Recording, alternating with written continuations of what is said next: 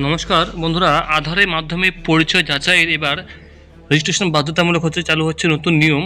আর আপনাদেরকে বলে রেখেছিলাম আমি যে ডিসেম্বর মাস থেকে মানে কয়েকদিনের পরে, আর বেশি দিন নেই, কয়েকদিনের মধ্যেই কিন্তু আপনাদের প্রত্যেকের মোবাইলে একটি করে অ্যাপ ইনস্টল করতে হবে এবং ইনস্টল করে রেজিস্ট্রেশন করতে হবে। কেননা আধার যাচাই এখন অফলাইনে মানে পেপার প্রিন্টের দুনিয়া শেষ, যে জেরক্স করে দেওয়া হতো বা এই সময় কোনো সমস্যা মানে আর থাকছে না, কোনো ঝামেলা নেই। এখন যা কিছু হবে স্ক্যানার করে, কিউআর কোড স্ক্যান করে হবে। তো আধার কার্ডের সমস্ত কিছু বদলে যাচ্ছে। এখন হোটেল থেকে শুরু করে সমস্ত ক্ষেত্রে কিন্তু আধার কার্ডের রেজিস্ট্রেশন বাধ্যতামূলক।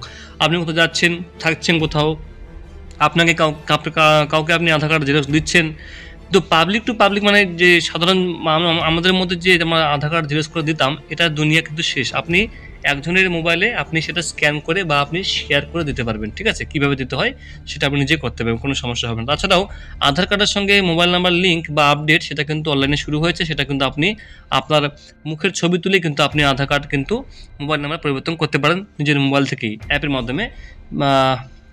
নিউ আধার যে অ্যাপ আছে সেটা আপনাকে পরবর্তীতে দেখাবো বন্ধুরা।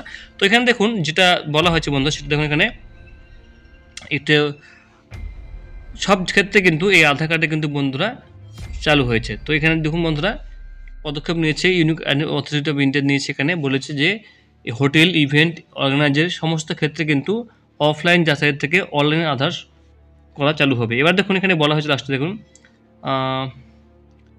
নাগরিকদের ব্যক্তিগত তথ্যের অপব্যবহার রুখতে ইতিমধ্যে উদ্যোগী হয়েছে কেন্দ্র সরকার। অফলাইনে আধার যাচাই বন্ধের পাশাপাশি আমূল বদলে যাচ্ছে আধার কার্ডের নকশাও।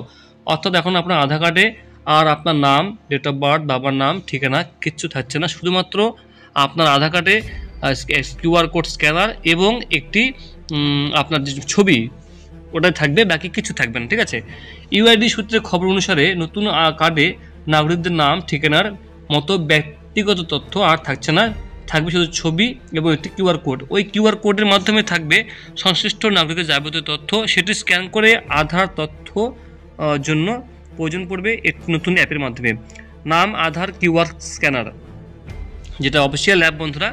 আধার কিউআর স্ক্যানার যে অ্যাপ আছে সেই অ্যাপটি স্ক্যান করলেই আপনারা বন্ধুরা, এটা আপনি গুগল প্লে স্টোর থেকে ডাউনলোড করতে পারবেন।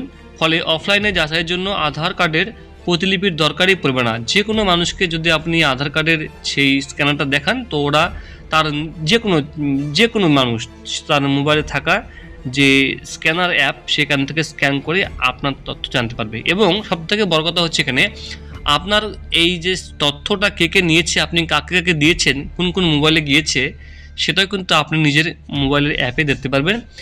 মানে কোন জায়গায় গিয়েছে, কে নিয়েছে, কোন মোবাইল নাম্বার থেকে নিয়েছে, সেটা কে দেখেছে, আপনার কবে, কোন ঠিকানায়, কোন টাইমে হয়েছে, সব কিছু কিন্তু বন্ধুরা আপনি দেখতে পাবেন আপনার মোবাইলে। এবং আপনার মোবাইল হারিয়ে গেলেও কিন্তু কোনো সমস্যা নেই, সরকারি তথ্যতে এগুলো থাকবে। তো এই সব ক্ষেত্রে জালিয়াতির যে ব্যাপারটা সেটা থাকছে না। তাই ইতিমধ্যে নতুন অ্যাপে নিরাপত্তার আরও একটি বল যুক্ত করা হয়েছে। সেখানে কিউআর কোডে শেয়ার করা যাচ্ছে আধার কার্ড, তাতে নাম, ঠিকানা, বয়স দিয়ে যে কোনো তথ্য জানাবেন সেটাও বেছে নিতে পারেন। মানে আপনি কোন তথ্য আধার কার্ডে দিতে চাইছেন কাউকে, সেটা কিন্তু আপনি দিতে পারবেন। ঠিক আছে, তো কাউকে যদি আপনি মনে করেন যে আপনি শুধু নাম, আধার কার্ড দেবেন, সেটাও কিন্তু বন্ধুরা আপনি সেটা দিতে পারবেন সেই অ্যাপের মাধ্যমে। আপনাকে দেখাবো আমি একটু পরে ভিডিও করে বন্ধুরা, সঙ্গে থাকবেন।